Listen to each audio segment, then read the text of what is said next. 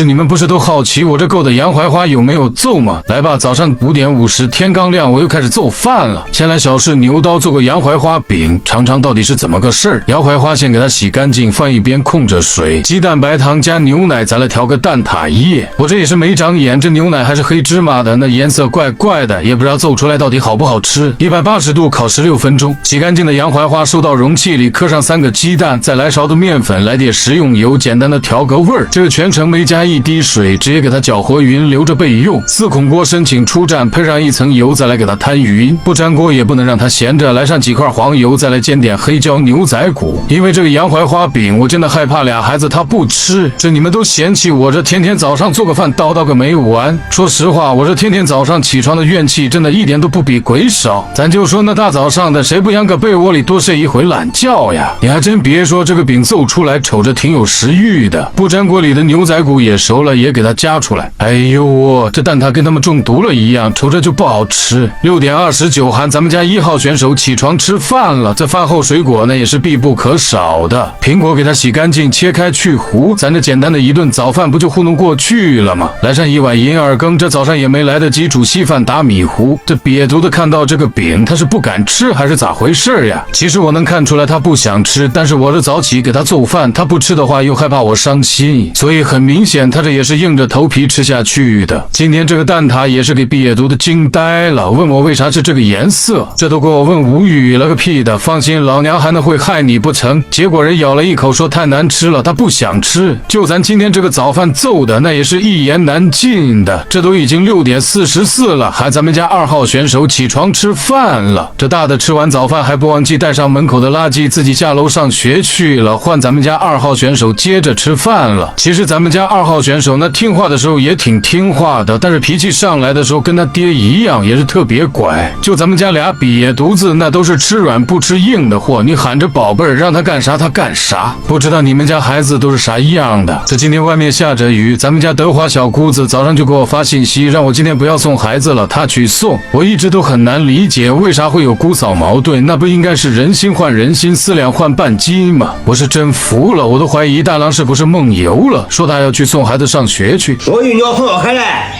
我答应你没送钱的那一事吗？